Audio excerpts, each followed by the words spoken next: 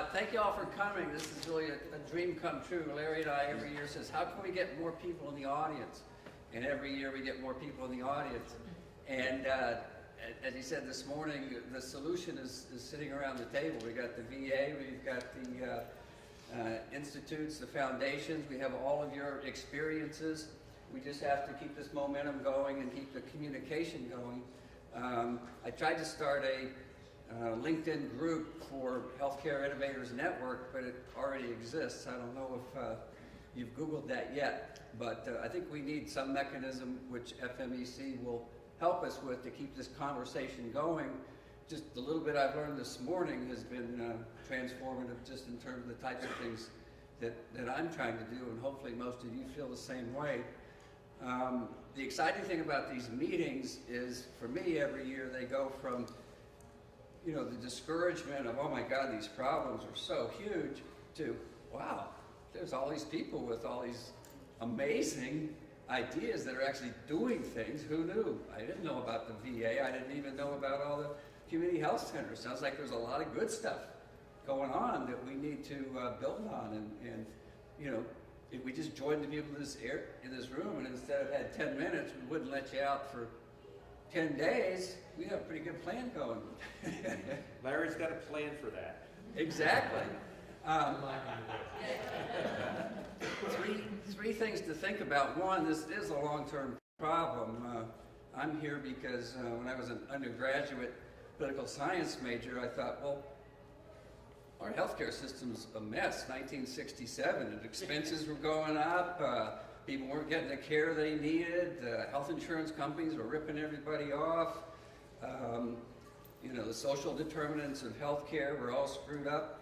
And so I researched what are the politics of healthcare in this country, and guess what? Everybody knew. Oh, well, we have the healthcare extraction system because it's a capitalized system, and the people who make money create the laws so they can make more money.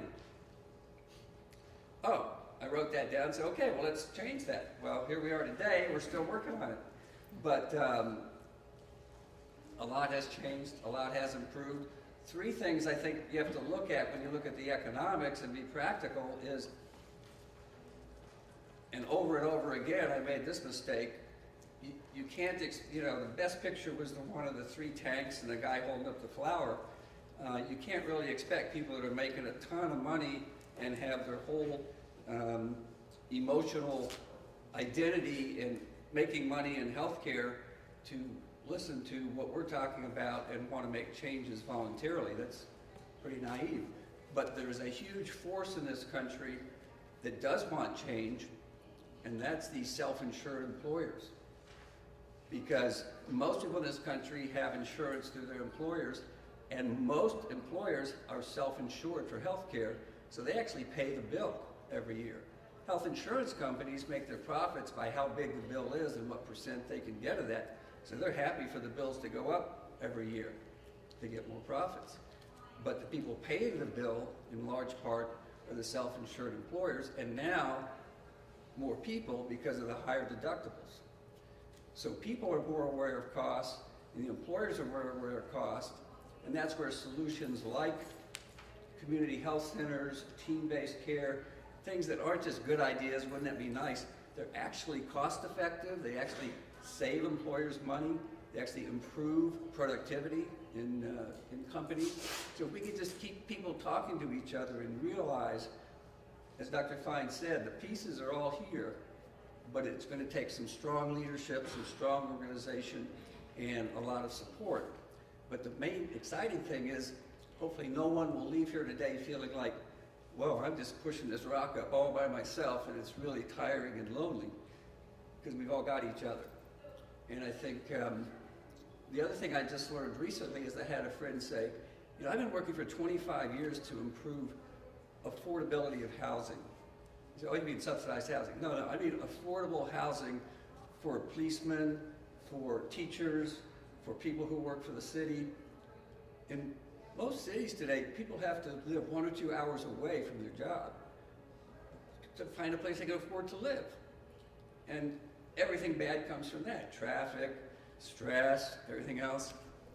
So he figured out a way, I can create housing at 1/3 the cost of the traditional way, but legislators won't let me, governments won't let me, nobody wants to let me do this. And I can do it without any federal funds, but there's two problems. One is people's rent now used to be their major expense. It's been surpassed by the cost of their health care. So people who already couldn't afford rent now are paying more for their health care, and as we found out, they're not getting a whole lot for that money. The second thing is the biggest expense for affordable housing landlords is people who have to get evicted because they get behind on their rent, and it's usually because of health care problems. So all these things really tie together.